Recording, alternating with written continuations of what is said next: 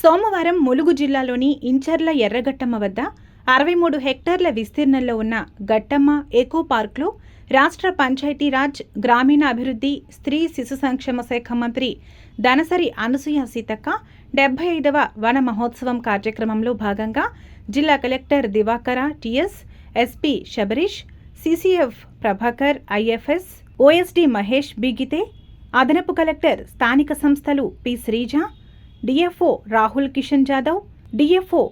కిషన్ జాదవ్లతో కలిసి మొక్కలు నాటారు. అనంతరం కార్యక్రమాన్ని ఉద్దేశించి మాట్లాడారు. అడవి గురించి నేను చాలా కథలు కవితలు రాసేది చిన్నప్పుడు కూడా. ఎందుకంటే అడవిలో పుట్టిన బిడ్డగా, అడవిని నమ్ముకొని బతికే జాతిలో పుట్టినటువంటి బిడ్డగా, మరి కొన్నాళ్ళు అడవే, లేస్తే అడవి, కూర్చుంటే అడవి, నిలబడితే అడవి, ఏదైనా అడవే. అదే ఒక జీవితంలా. అంటే పుట్టినప్పటి నుంచి ఈ రోజు వరకు మధ్యలో కొంత గ్యాప్ వచ్చింది, హైదరాబాద్ అటు ఇటు అయినాం, కానీ ఎక్కువ శాతం అడవితో అనుబంధం ఉన్నటువంటి వ్యక్తులలో నేనే నెంబర్ 1 అనుకుంటే ఇక్కడ అందరికంటే. సో అడవి అనేది మరి ఒక అమ్మ లాంటిది.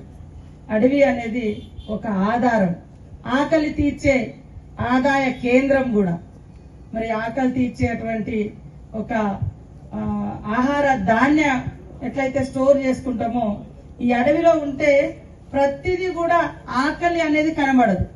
ఎందుకంటే అడవులలో రకరకాల చెట్ల నుంచి పండ్లు, కాయలు, గడ్డలు, ఆకుకూరలు అన్నీ కూడా ఎలాంటి పొల్యూటెడ్ లేకుండా, కలుషిత ఆహారం లేకుండా, పిల్లల మనసు ఎంత స్వచ్ఛంగా ఉంటుందో అంత స్వచ్ఛమైనటువంటి ఆహారాన్ని మనం అడవి నుంచి పొందవచ్చు.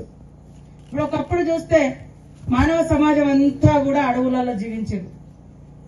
ఇప్పుడు చాలా మంది సివిలైజేషన్ తోటి ఎక్కువ కాంక్రీట్ జంగల్ లాగా మరి ఏసీ 4 గోడల మధ్య బందీ అవుతున్నారు.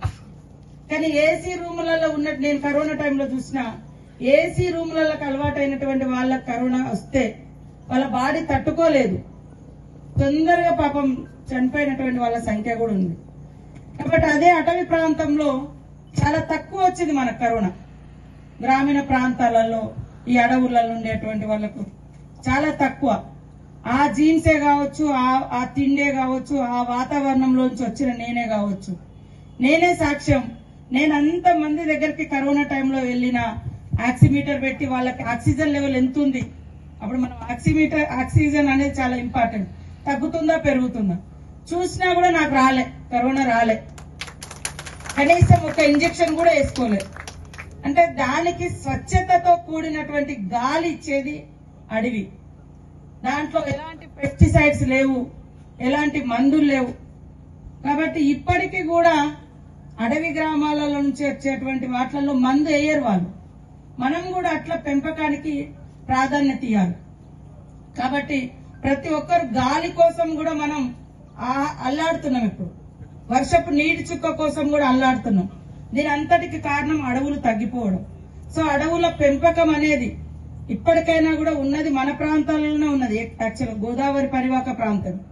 కానీ ఇక్కడ వచ్చేటువంటి నీళ్లను కూడా ఇప్పుడు బయట ఏరియాలలో వర్షాలు లేవు, అందుకని వేల కోట్లు పెట్టి పైప్ లైన్ల ద్వారా ఈ ప్రాంతాలలోనే మన నుంచి నీళ్లు వెళ్తా ఉంటాయి. కాబట్టి ఫారెస్ట్ అధికారులకు కూడా ఒక సూచన, ముఖ్యంగా మనం ఫస్ట్ ఫోర్సబుల్ గా అడవులను కొట్టద్దు అని కేసులు పెడితే కాదు, అవేర్నెస్ అనేది ఇంపార్టెంట్.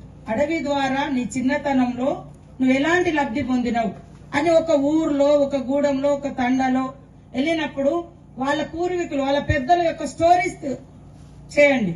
చేసి నా చిన్నతనంలో ఈ ఊర్లో ఇంత అడవి ఉండేది, అనుగుణంగా దూరంగా మొక్కలు నాటి ఆ ప్లేస్ లో మరి పెంచితే బాగుంటుందని తెలియజేస్తూ మీ అందరికీ మరొకసారి వనమహోత్సవ శుభాకాంక్షలు. అధికారులందరూ కూడా అంకిత భావంతో పనిచేద్దాం. మరి మొక్కలలో ఎలాంటి కల్మషం ఉండదు.